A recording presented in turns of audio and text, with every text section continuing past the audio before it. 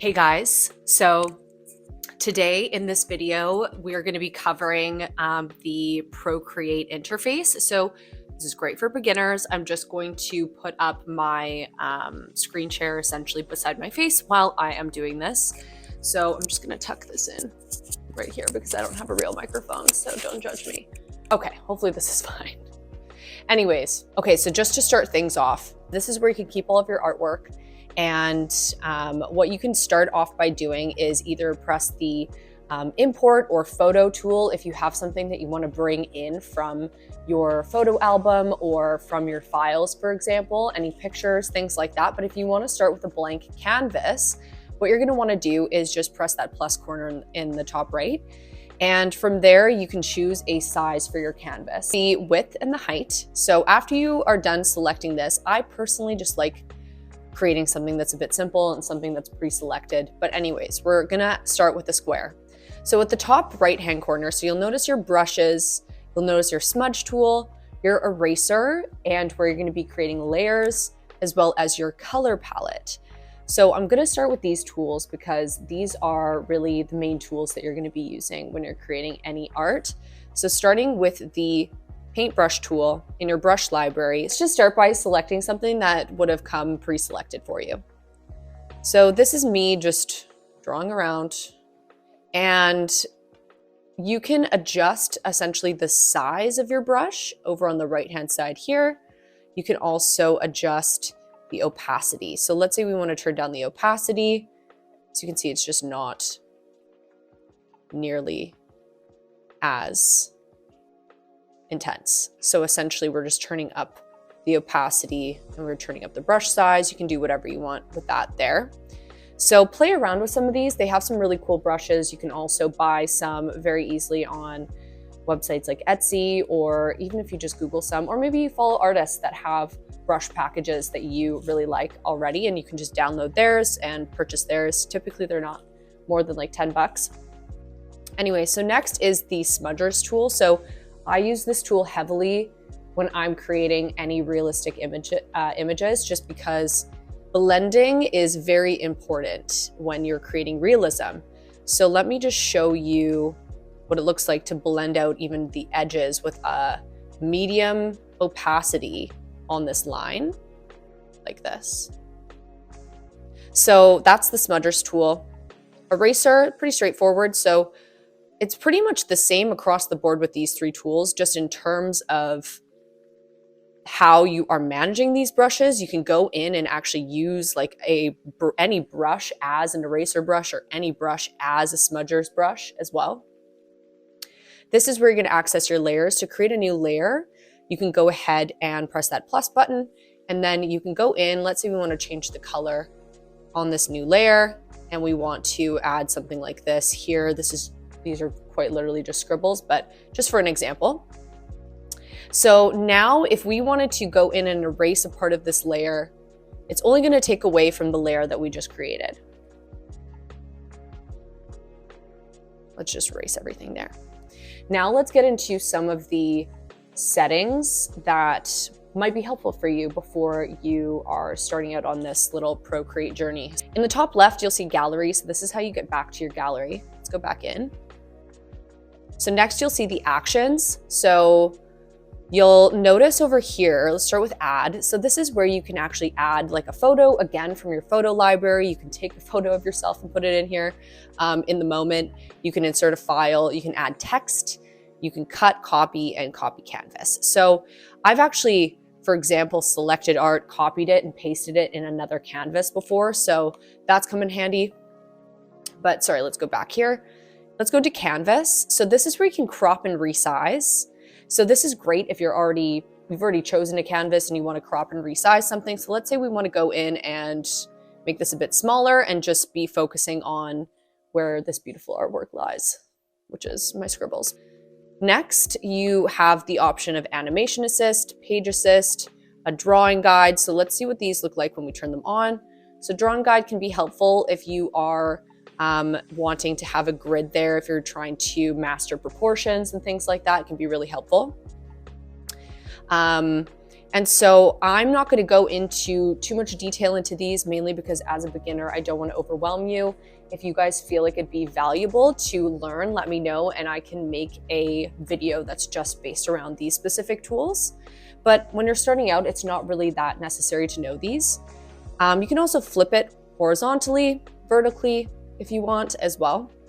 This is where you can share your drawings or export them, whether that's a PDF, a PSD, JPEG, etc. Video, so this is more applicable again to animation, so we can get into that another time. This is more so for preferences. If you're like right-handed, for example, you can see how my opacity and brush size just changed sides. So I'm right-handed, so I like to have it on the right side, especially when I'm filming videos for you guys. I don't want my hand in the way of the art that I'm creating, otherwise you won't be able to see it. But I have a brush cursor turned on, and I only recently actually learned about this tool, admittedly, but it's been great for any teachings that I've been doing. So essentially what it allows for me to do is to actually have, sometimes my Apple Pencil gives out. My Apple Pencil died. Love that.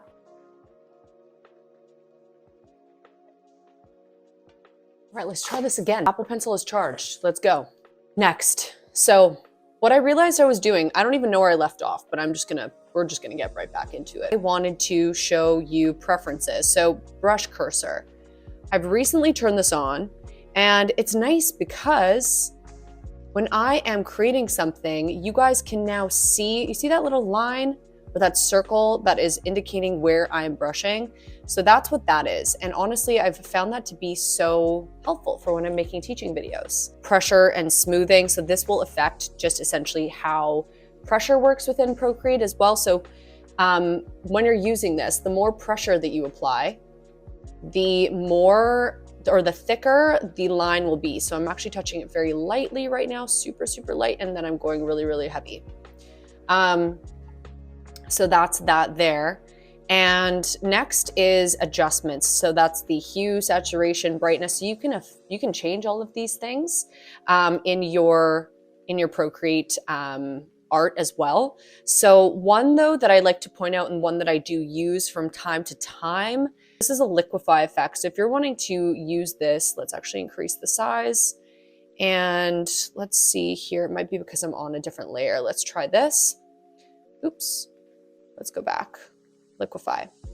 Okay, so you can actually push the art around to help you move things. So if that's something that you guys need to do, or if you need to pull it in a certain direction, you're making something look super groovy, like a lava lamp or something. That's kind of what this looks like to me. Anyways, I don't know, or watercolor. That's kind of what this looks like. Anyways, you can really just play around with it and adjust the settings there.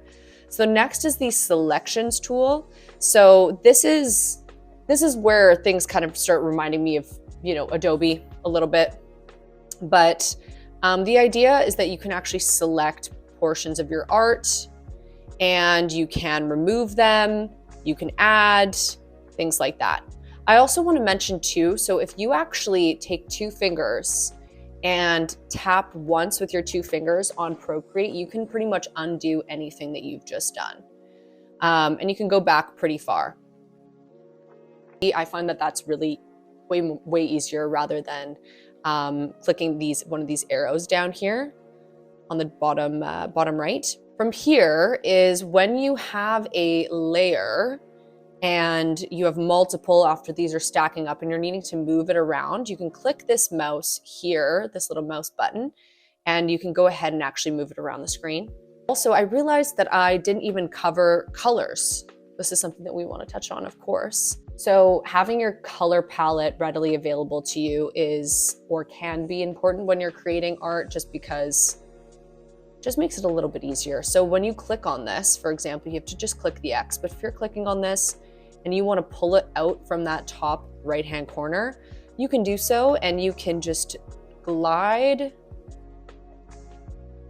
your cursor across this here and play around with the different colors.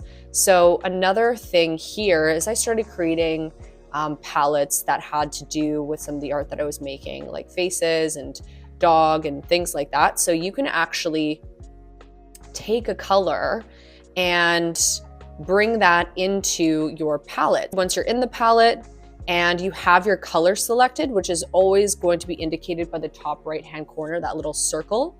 And all you need to do is take your Apple Pencil or even your finger and press the box that you're wanting to add it to. Creating a new palette is really easy. So you just essentially click that little plus in the top right-hand corner and you can go ahead and create a new palette. And you can always drag a palette too. So if you're only working with 5 colors and want to keep it that way, you can take your palette, drag it over, and start working on your art from there. I don't want to overcomplicate this for you guys just because, you know, you guys are beginners and that's all you really need to know. I'm going to continue to make some more videos if you guys want of other teachings that I have in mind just to help you guys out with some of the functionalities in Procreate to make your lives easier. Thank you so much for watching. If you guys found this video valuable, please let me know. Let me know what you did like or didn't like about this video, and please like and subscribe if you'd like more art tutorials like this. But anyways, have a great rest of your day and I will see you next week. Bye.